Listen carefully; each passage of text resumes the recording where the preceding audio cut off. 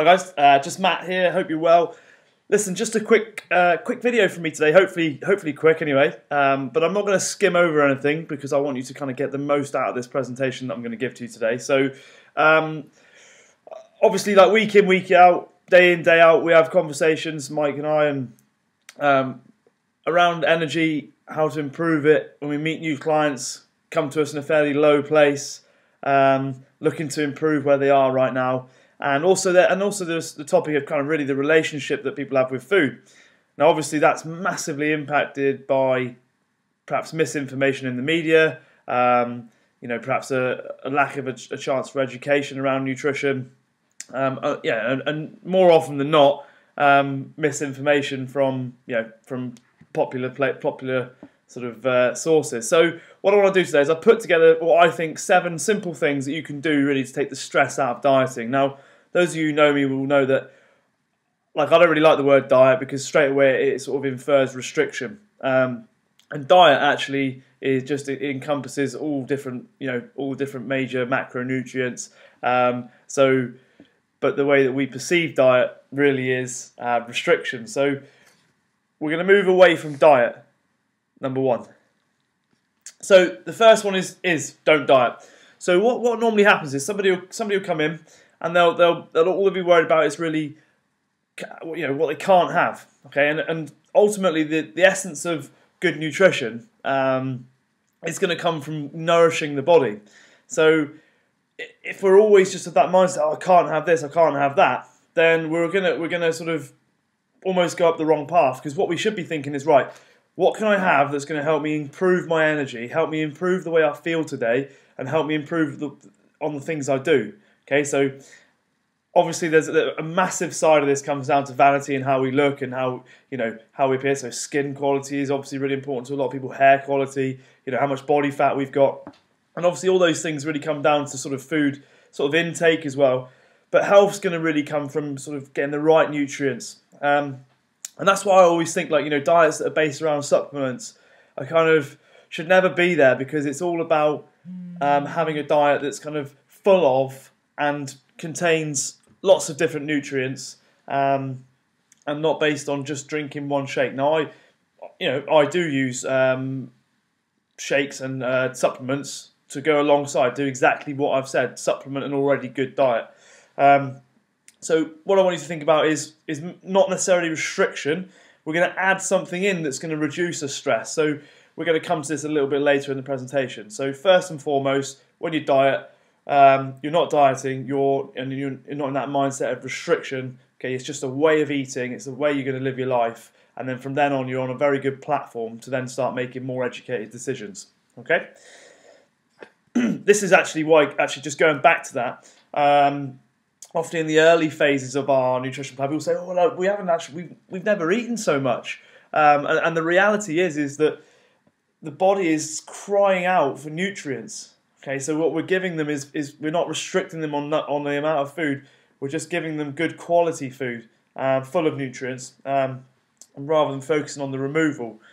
So we're just helping them to feel better.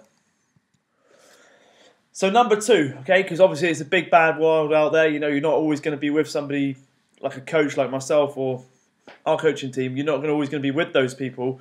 They're not going to be there necessarily cooking all your meals for you, making all the decisions for you. So to keep it nice and simple, when you're out and about and you're doing your shopping, look at the foods. Did it swim? Did it run? Did it grow? And did it fly? Okay, and those are the sort of foods you want to be looking at buying, because they are foods. And if that product never did that, because there are a number of products that you can buy now. Obviously, they've gone through a phase of processing, which you can buy where they've got combinations of all of those 4 things I've mentioned before. Just for example, let's just give you an example: Naked bars. Okay, they have dates, almonds, and different seeds within the bars. Massive source of minerals and fats within those. Okay, great little snack if you get caught out on the run. In there. But so moving back to my point, looking at the food, did it swim, run, grow, or fly? And if it didn't, if it's more than one ingredient, are those ingredients from those sources? So by choosing those natural sources, you're going to massively impact on your hormone levels, and you're also going to impact upon your ability to actually absorb a lot of these foods. Because what a lot of people don't realise is that when you eat a lot of processed foods, they actually inhibit the absorption of other foods. Okay, again, leading to depletion in vitamins and minerals. Okay, in the body. Just on that, in case you don't know, there are fat-soluble and water-soluble vitamins. The fat-soluble vitamins, A, D, E, and K, normally found in fruit and veg. And these fat-soluble vitamins can actually be stored within the body. Okay, so we can eat loads in abundance. Okay, although vitamin D is not strictly a vitamin because the body doesn't make it itself, we can actually get it from sunlight in there. So A, D, E, and K, about 30 minutes. But you don't want to be getting it through a glass source or anything like that. So that's where we're at with that. So natural sources, vitamins and minerals, ideally, plant foods, pork and fish tend to be the ones which store the kind of like the water soluble vitamins, and that's why it's not a good thing to boil your green veg, because you lose all those water soluble vitamins. So did it swim, run, grow or fly? And choose from natural sources where possible.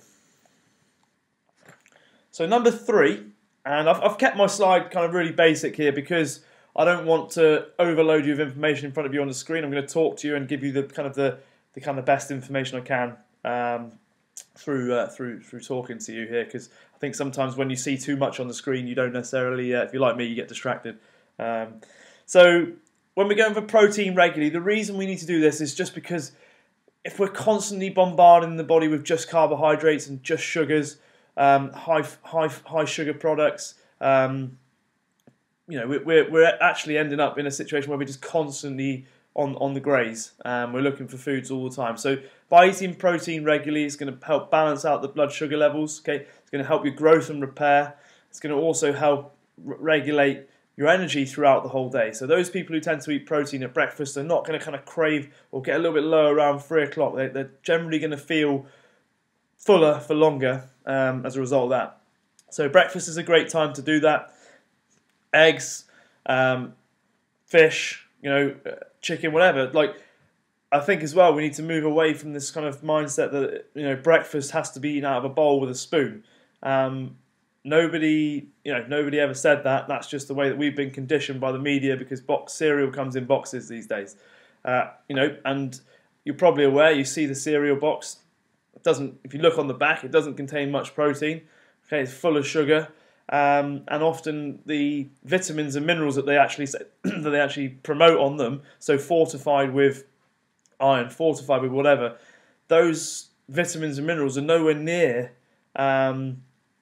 as well absorbed as they would be if you were eating a natural source. Like for instance, in terms of red meat, the iron that you get from those, much better than from a box of Frosties, for instance. So that's your kind of protein regularly. Little amounts. Don't need to overeat on that. You just need to eat them at regular intervals in most meals. So number 4 really is about nutrient density. So what we're looking to do is to get as many nutrients as we can in the food. So when you look at your food, don't look at it in terms of a short-term fix. Okay, it needs to be more of a kind of so if I eat this food, is this going to provide me with energy for longer? So foods that have a lower GI, so they're less impact on the blood in terms of the sugar. Foods that are higher in proteins and fats are going to help you for longer in terms of throughout the day. One example I like to use, is it better to come out of the grocery store with 6 bags of food which are full of nutrients, or do you have to then buy 13 bags of food full of processed foods that don't necessarily give you anywhere near the nutrients that you're looking for in there? So try and be kind of efficient. You don't need to be buying loads and loads of processed foods on the search for nutrients, when you could just be buying some really high nutrient density foods. For example, things like broccoli. So many B vitamins in the broccoli. Cabbage, those kind of things, all just massively high in the B vitamins, when rather than sort of trying to search for them through all the processed foods. I think that'll do a nutrient density. Obviously, within those nutrients, you're looking at vitamins and minerals. With the vitamins and minerals, if you're somebody who sort of perhaps if you're a vegetarian, okay, you're going to need to make sure that you're getting in plenty of B vitamins. It's going to be a struggle generally for vegetarians to make sure they're getting in those B vitamins because of obviously not eating the meat sources as well. Just be careful if you are vegetarian. If you're lacking energy, you need to look at where you're getting your B vitamins from. They're almost exclusively contained within animal tissues, and then unfortunately the other sources that you're going to get them from tend to be hard to absorb. Vegans do tend to kind of have high dietary fibre, magnesium and vitamin C and E in their diet. Not so much of a problem, but the vitamin B12 is huge in terms of helping your cells repair, helping prevent anemia and tiredness, and actually it's been linked with B12 has been linked, the lack of has been linked with nerve damage and sort of cognitive issues as well. So making sure you're getting kind of your nutrient dense foods, things like magnesium as well, essential for sleep and repair. Like if you're somebody who struggles with sleep, I definitely recommend looking at foods that are high in magnesium, and if you need to, obviously you can supplement on top of that. If you're somebody who's doing lots of training, if you sweat a lot, then you're going to sweat out calcium and magnesium, pee out